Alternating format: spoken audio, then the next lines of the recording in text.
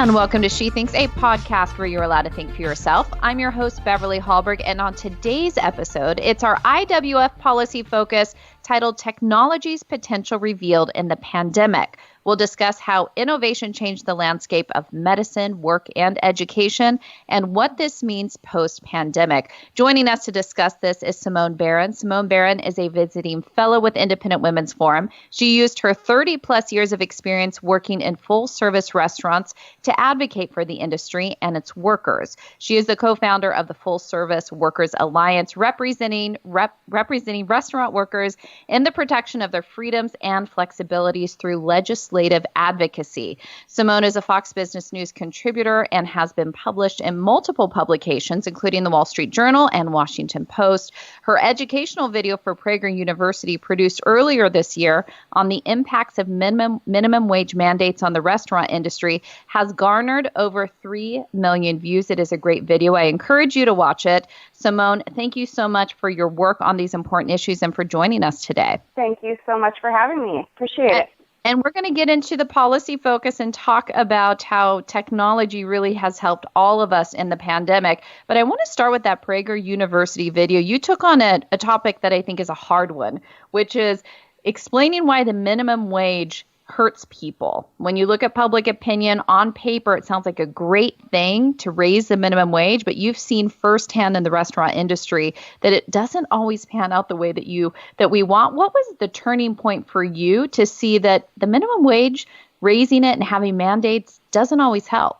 Well, the turning point for me was losing income. So I think the idea is, we see that people are going in and saying, raising the minimum wage is super helpful. It's a boon for workers. But what you don't see are sort of the minutia of the whole idea. You can't blanket it across industries and just think that it's all going to be a one-size-fits-all situation. And we saw that with the restaurant industry with tipped income. And so for me specifically, and for a lot of tipped workers in Seattle, where I'm working and where I'm living, we saw a loss of income. And then we eventually saw a loss of jobs and then a loss of restaurants. So it didn't really work out for tipped workers and restaurants specifically. And we're seeing across the country a lot of workers that are stepping up and saying, hey, we can make more money than the minimum wage that you're proposing.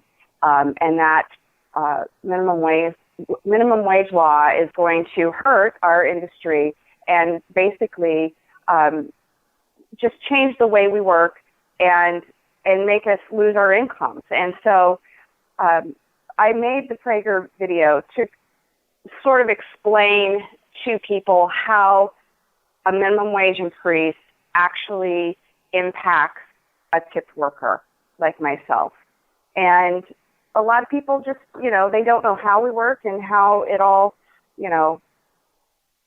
works out. And so they needed to know. So that was sort of like my educational piece on how a restaurant worker works. Yeah, and I would say I was able to pay my way through college based on being a waitress. So I worked off the tip industry as well and did waitressing in several different states. Some had a very low wage that was given to me, but the tips made up for it. Some states had a mandate of what it needed to be. I found that those tips just weren't as high in those areas where there was a mandated wage. So it is really this interesting industry. And I wonder, for the people that you worked with, did you find a lot of them were willing to speak up against the minimum wage? I even think of those who just are independent contractors and don't fit into this 9-to-5 one-size-fits-all mentality that the federal government often thinks everybody deals with. Did you find other people were willing to speak up? Well, I think it's kind of interesting, too. I mean, of course, I'm out here on the West Coast where everything is super duper liberal and people really kind of bought the whole idea of a minimum wage hike, hook, line, and sinker. I have to admit, when I first heard about it, I was like, oh, great, this is going to be great. I'm going to make $15 an hour plus tips. And then what happened was it didn't work out that way because of the economics of the whole situation. So I think people, at least a lot of workers, seem to want to be very altruistic about it, and they really believe that this is going to help people, but they just don't understand that when, the real world implications of applying policy like this. And so, you referenced, states that don't have that high minimum wage, that use a tip credit. And I've worked in states like that where I've made $2.13 an hour.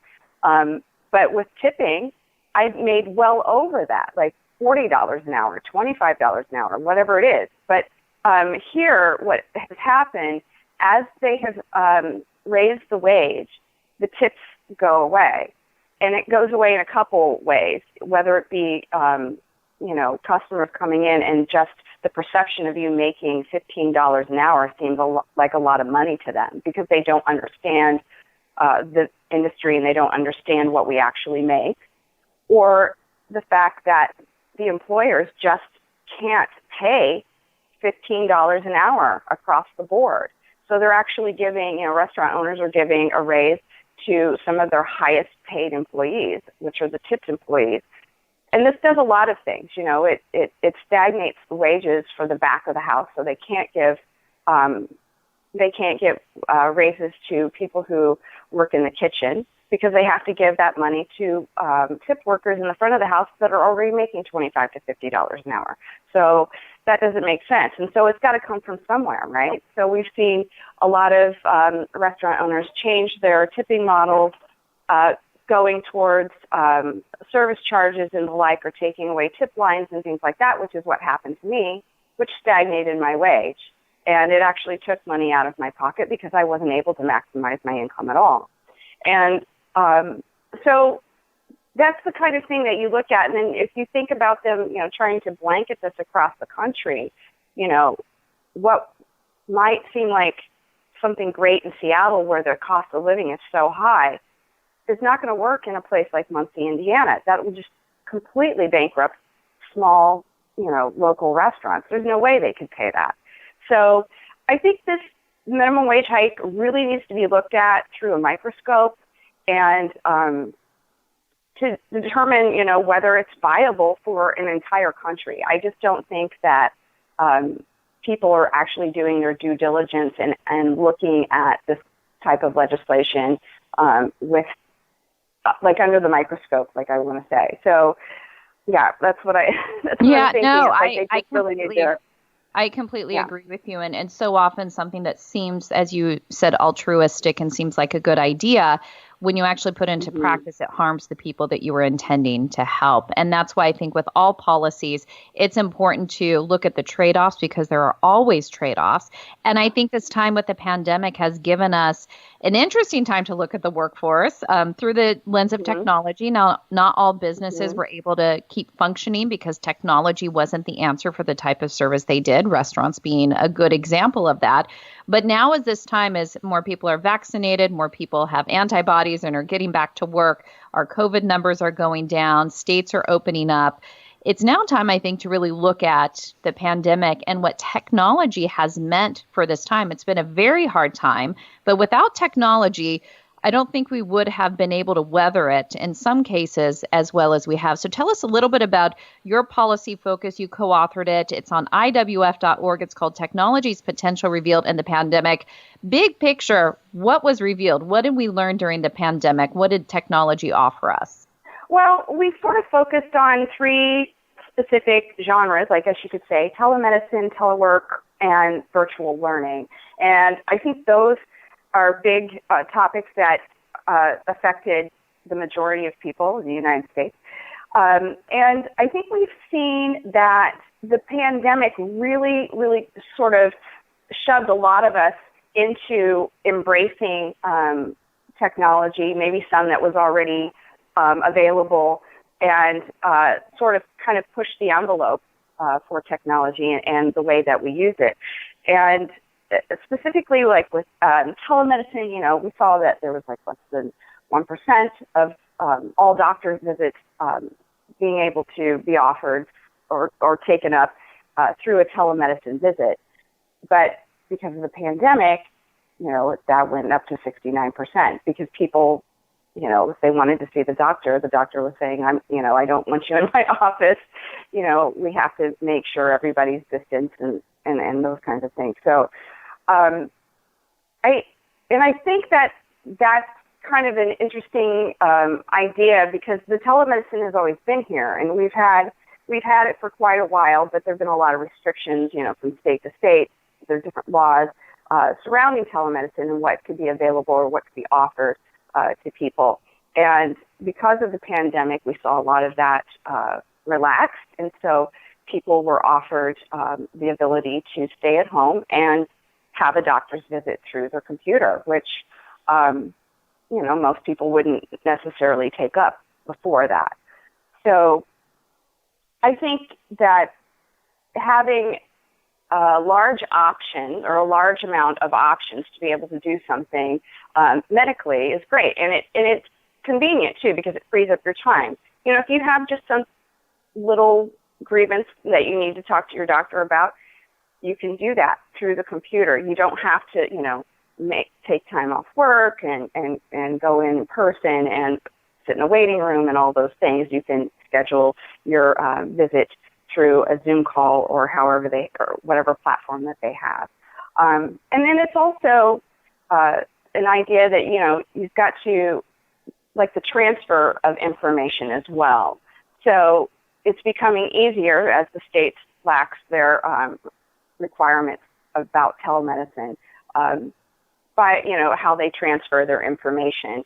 And so that also makes it convenient for people to quickly get referrals to other doctors and things like that, where before it may have taken a little more time. So yeah, I think we're seeing a lot of new things that people can take up as an option to go see the doctor, and I think that's fantastic.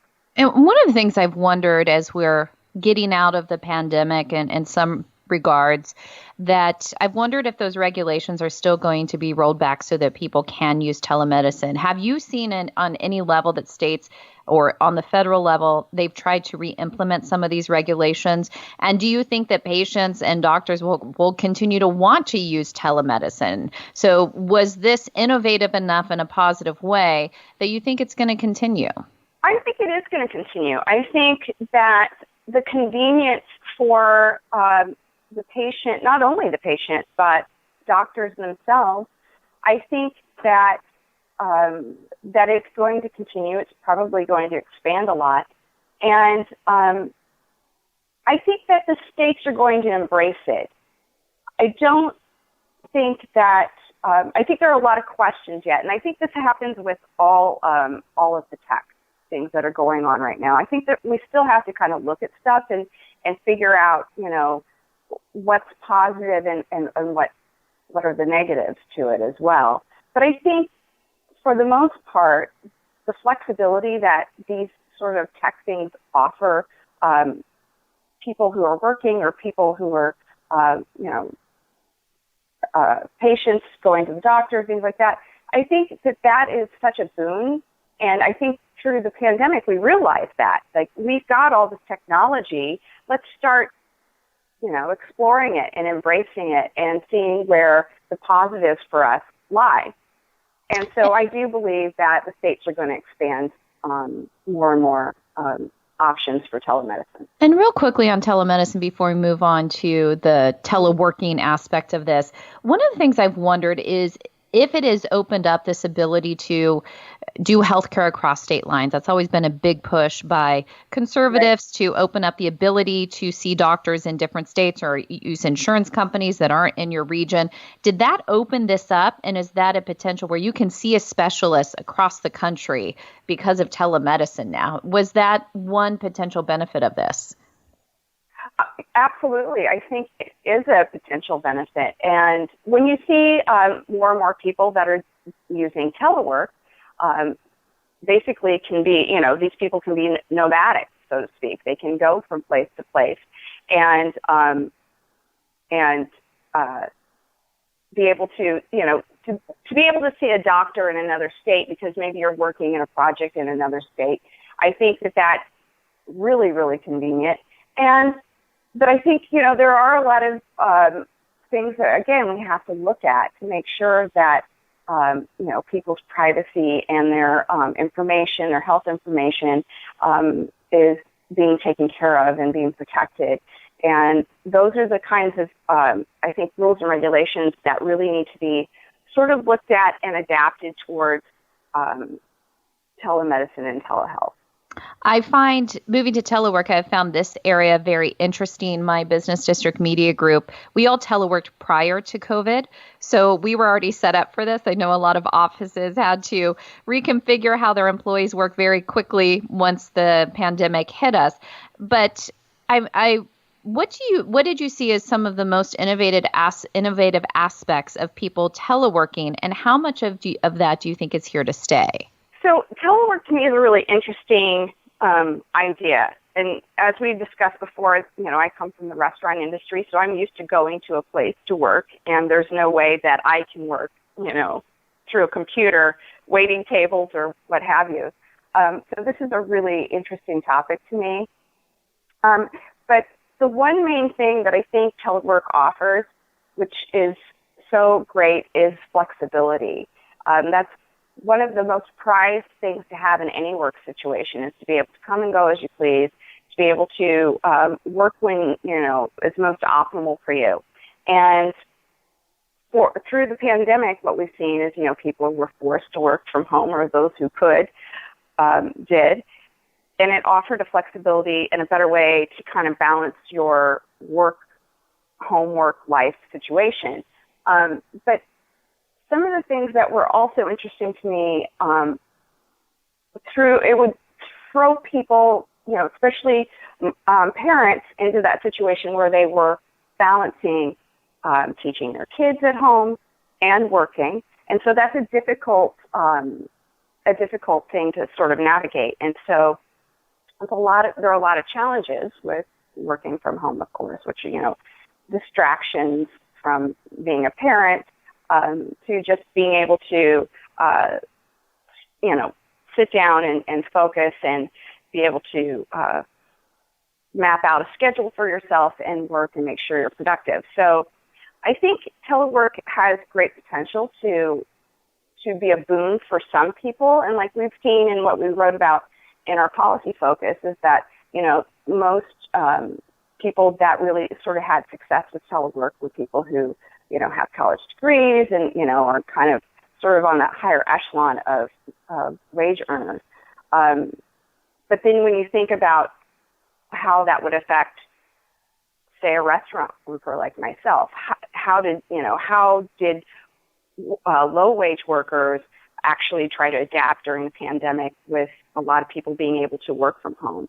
And so for that sort of idea, what I look at as maybe a boon for some people, maybe not a boon for people that actually have to go to places to work, especially people who do work in industries like mine, where they are sort of reliant on people who actually go to the office to work. And now they're not showing up, not going out to lunch, and then that doesn't feed, my pocketbook. So that's kind of an interesting dynamic there as far as how telework impacted different types of industries.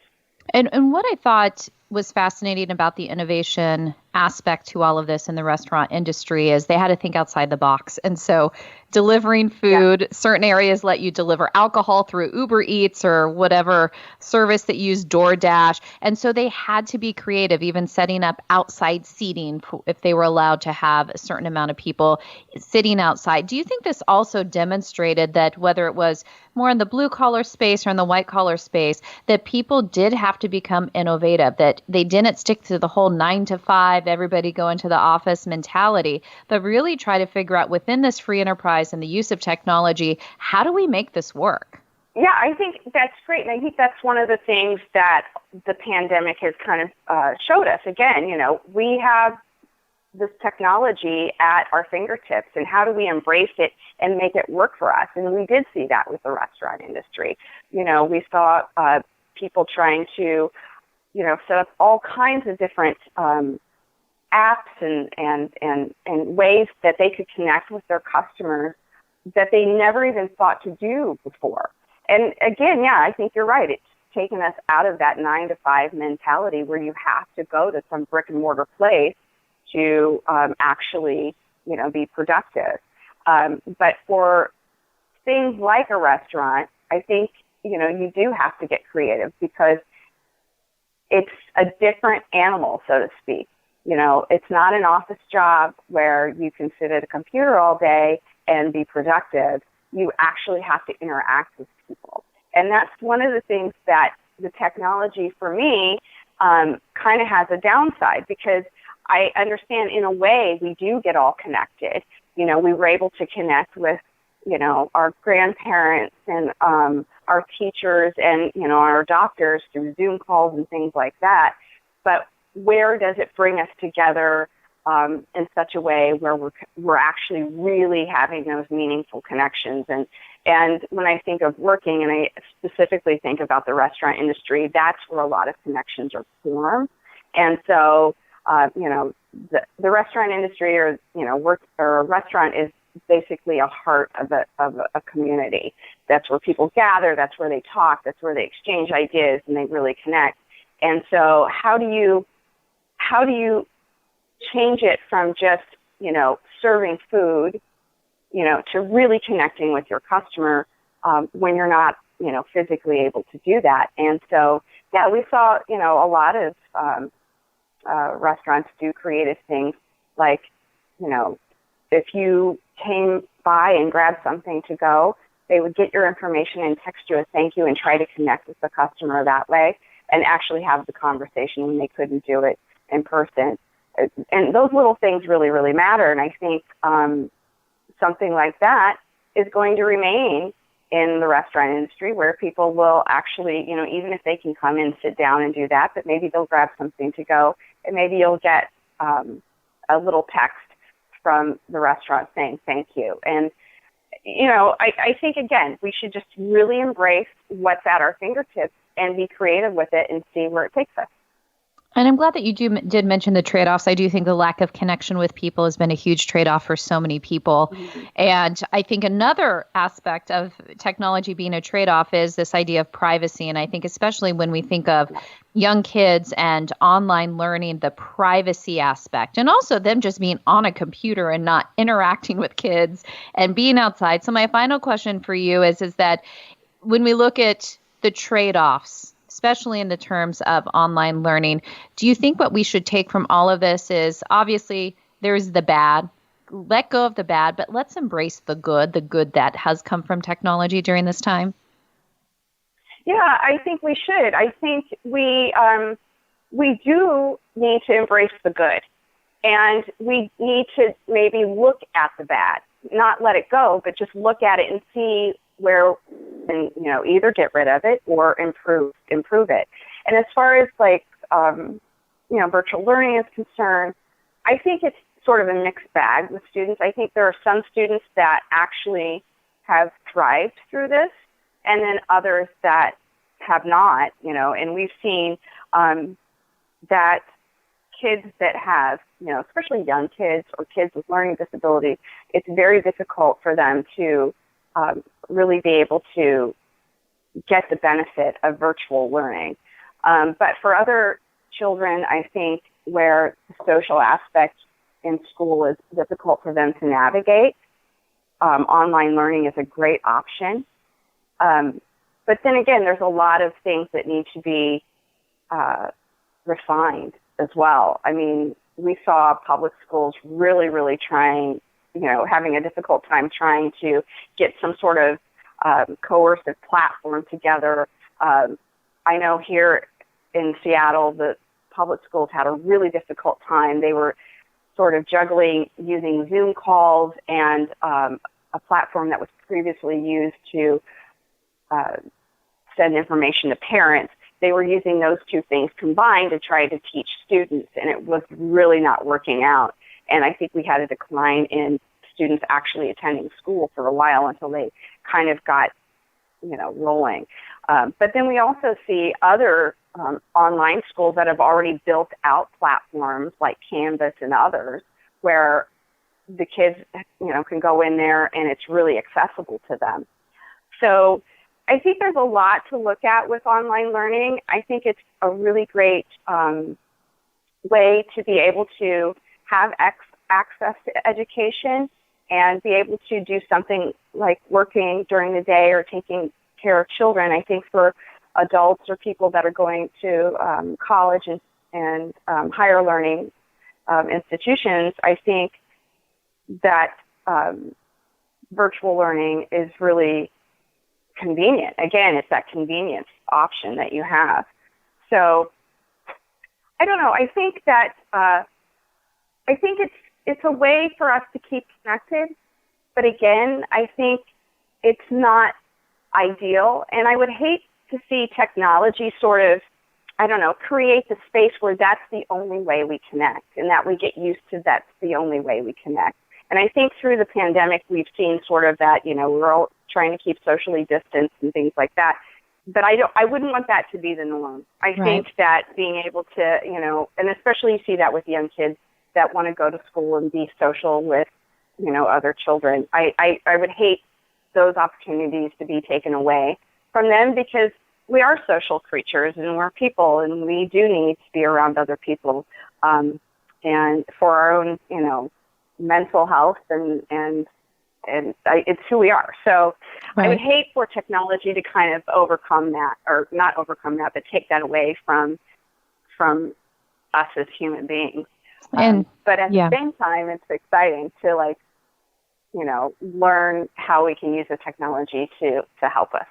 And that's why I think this policy paper is so important, because it does explore the good and the bad, the trade-offs that we all have when it comes to using technology during this pandemic. It is called Technology's Potential Revealed in the Pandemic. You can find it on IWF.org. It does focus on the medicine, so telemedicine, telework, and online learning, so education. And I think it's a good thing to look at to see how the free market was innovative during this very, very hard time. Simone Barron, thank you so much for your work on that and also for joining us today. Thank you so much. And thank you for joining us. Before you go, Independent Women's Forum does want you to know that we rely on the generosity of supporters like you. An investment in IWF fuels our efforts to enhance freedom, opportunity, and well-being for all Americans. Please consider making a small donation to IWF by visiting IWF.org/donate. That is IWF.org/donate. And last, if you enjoyed this episode of She Thinks, do leave us a rating or review on iTunes. It does help. Also, we'd love it if you shared this episode and let your friends know where they can find more She Thinks episodes. From all of us here at Independent Women's Forum, thanks for listening.